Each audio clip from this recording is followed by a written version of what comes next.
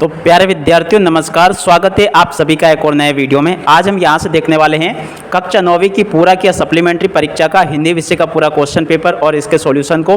तो प्यारे विद्यार्थियों वीडियो में आगे बढ़ें उससे पहले आप सभी लोगों से अनुरोध है हमारा कि अगर आपने अभी तक हमारे यूट्यूब चैनल को सब्सक्राइब नहीं किया हो तो प्लीज़ प्यारे विद्यार्थियों जल्दी से चैनल को सब्सक्राइब जरूर कर ले और साथ में बेल आइकन को जरूर दबा ले।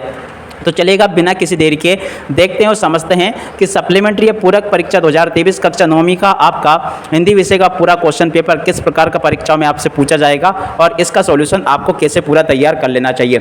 देख सकते हो A to Z पूरा का पूरा क्वेश्चन पेपर आज हम यहाँ से देखने वाले हैं।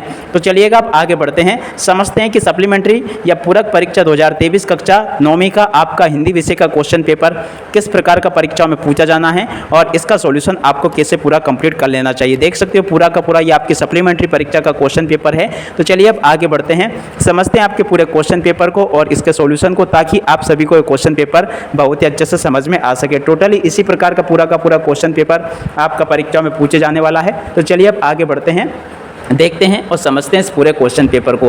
तो देख लीजिएगा यहाँ से आपके इस क्वेश्चन पेपर की शुरुआत होने वाली है। आप सभी लोग यहाँ से इसको देख सकते हो। सबसे पहले आपके हिंदी विषय के क्वेश्चन पेपर में इस प्रकार से आपसे क्या पूछे जाएंगे, सही विकल्प। सही विकल्पों में पहला सही विकल्प दे रखा है प्रेम मार्ग की शाखा के प्रतिनिधि कवि है। तो देखिएगा प्रेम मार्ग की शाखा के प्रतिनिधि कवि कौन है, जायसी। उसके बाद में अगला क्वेश्चन काव्य के भेद माने गए हैं। तो यहाँ से आप लोग देख ले काव्य के 2 भेद माने गए हैं। उसके बाद में अगला क्वेश्चन देखते हैं रिपोर्ताज शब्द से है। तो देखिएगा रिपोर्ताज कौन सा शब्द है, तो यहाँ से आप लोग देख लें रिपोर्ताज जो शब्द है ये फ्रांसीसी भाषा का शब्द है। उसके बाद में अगला क्वेश्चन इटालियन भाषा का या ग्रीस भाषा का या अंग्रेजी भाषा का, तो ये फ्रांसीसी भाषा का शब्द है रिपोर्ताज।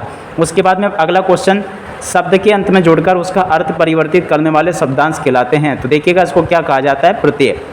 उसके बाद में अगला क्वेश्चन एकांकी में उमा पात्र की माँ का नाम है। तो देखिएगा एकांकी में उमा पात्र की माँ का नाम क्या है, प्रेमा। तो यहाँ से आप लोग प्रेमा के ऊपर चिन्ह लगा लेंगे।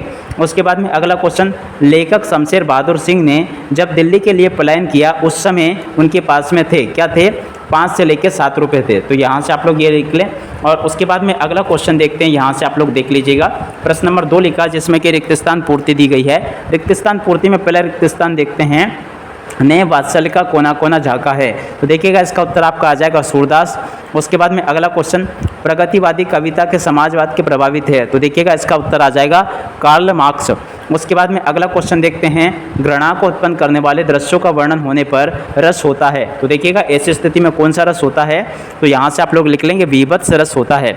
उसके बाद में अगला क्वेश्चन मात्रिक छंद में की गणना की जाती है, किसकी गणना की जाती है, मात्राओं की। उसके बाद में अगला क्वेश्चन देखते हैं क्या लिखा है, जो अधिक बोलता है उसे कहते हैं। तो देखिएगा इसको क्या कहते हैं, वाचाल कहते हैं। उसके बाद में अगला क्वेश्चन एकांकी में होता है। तो देखिएगा एकांकी में 1 ही अंक होता है। उसके बाद में अगला क्वेश्चन माटी वाली पाठ के लेखक हैं। तो देखिएगा माटी वाली पाठ के लेखक कौन है, विद्यासागर नौटियाल। तो इस प्रकार से आप लोग इसको नोट कर लें। अब इसके बाद में अगला क्वेश्चन देखते हैं। तो देखिएगा यहाँ पर एक क्वेश्चन नंबर 3 दिया गया है जिसमें कि आपको जोड़ी बनाना है। जोड़ी किस प्रकार से बनाना ये भी आप लोग देख लेंगे। पहला क्वेश्चन देखते हैं छायावाद। तो देखिएगा छायावाद की जोड़ी का मिलान आपको कर लेना है प्रकृति का मानवीकरण से। उसके बाद में छंद के प्रकार, तो देखिएगा छंद के कितने प्रकार है, 2 प्रकार है। नाना साहब की पुत्री कौन थी, मैना। संस्कृति तथा शिक्षा श्यामचरण दुबे। और उसके अलावा ग्राम का तद्भव। तो देखिए ग्राम का तद्भव क्या हो जाएगा, गांव। उसके बाद में शमशेर बहादुर सिंह, तो इससे पार्टी नरेंद्र शर्मा। तो इस प्रकार से आप लोग पूरा का पूरा इसका जोड़ी का मिलान पूरा कंप्लीट कर लें। अब चलिएगा आगे बढ़ते हैं और आगे के प्रश्न और उनके उत्तरों को देखते हैं ताकि आप सभी को ये बहुत ही अच्छे से समझ में आ जाए। तो देखिएगा हमने प्रश्न नंबर 3 को अच्छे से देख लिया है। अब इसके बाद में आगे बढ़ते हैं और आगे के प्रश्नों को देखते हैं। तो प्रश्न नंबर 4 लिखा है, क्या लिखा है, मेघ के आगमन की सूचना देने आगे आगे कौन प्रसन्नतापूर्वक चल रही है। तो देखिएगा इसका उत्तर आपका आ जाएगा बयार या हवा। उसके बाद में अगला क्वेश्चन देखते हैं क्या लिखा है, चरण सरोज पकारन लागे में कौन सा अलंकार है। तो देखिएगा इसमें आपका रूपक अलंकार होगा। उसके बाद में अगला क्वेश्चन देखते हैं श्रृंगार रस का स्थायी भाव लिखिए। तो देखिएगा श्रृंगार रस का स्थायी भाव क्या होगा, रति हो जाएगा। उसके बाद में अगला क्वेश्चन पराकाष्ठा शब्द का अर्थ लिखिए। तो देखिएगा पराकाष्ठा शब्द का अर्थ क्या होगा, चरम सीमा। उसके बाद में अगला क्वेश्चन, उपसर्ग शब्द में कहाँ जुड़ता है? तो देखिएगा उपसर्ग शब्द में पहले जुड़ता है। उसके बाद में लेखिका मृदुला गर्ग के नाना पढ़ाई करने कहाँ गए थे? तो देखिएगा इसका उत्तर आपका आ जाएगा इंग्लैंड में गए थे। उसके बाद में प्रति शब्द कहाँ जुड़ता है? तो देखिएगा शब्द के बाद में जुड़ता है। तो इस प्रकार से आप सभी लोग इन प्रश्नों के उत्तरों को लिख लेंगे। उसके बाद में अगला क्वेश्चन, सत्य असत्य बताइए। तो देखिएगा इस प्रकार से यहाँ से आपसे सत्य असत्य पूछे जाएंगे। पहला क्वेश्चन देख लें, नई कविता में खड़ी बोली में रचनाएं अधिक की गई। तो देखिएगा सत्य है। उसके बाद में रसयुक्त वाक्य ही काव्य है, ये कथन आचार्य विश्वनाथ का, तो ये भी सत्य है। अलंकार का सामान्य अर्थ गहना होता, तो ये भी सत्य है। उसके बाद में सुबह के समय गुरुदेव बगीचे में नहीं टहलते थे, तो देखिएगा ये भी आपका असत्य है।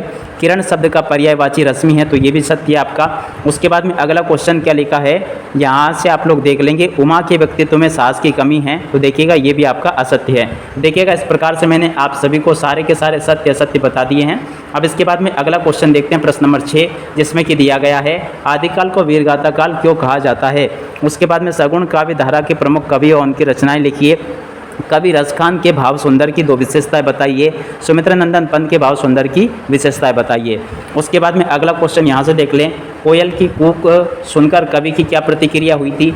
अरहर और सनई के खेत कवि को कैसे दिखाई देते हैं? मुक्तक काव्य की परिभाषा लिखिए। प्रबंध काव्य की परिभाषा, यमक अलंकार की परिभाषा उदाहरण सहित, अद्भुत रस की परिभाषा, निबंध की परिभाषा, रिपोर्टाज से आप क्या समझते हैं?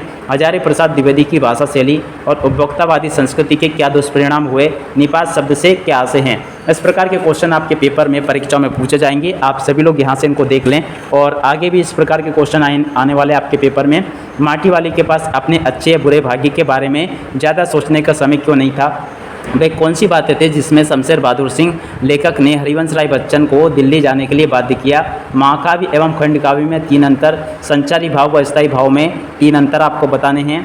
और इसके बाद में अकर्मक क्रिया एवं सकर्मक क्रिया में 3 अंतर बताना है। इसी प्रकार के सारे क्वेश्चन आपके पेपर में परीक्षा में पूछे जाएंगे और आगे भी आप लोग यहाँ से इनको देख सकते हो।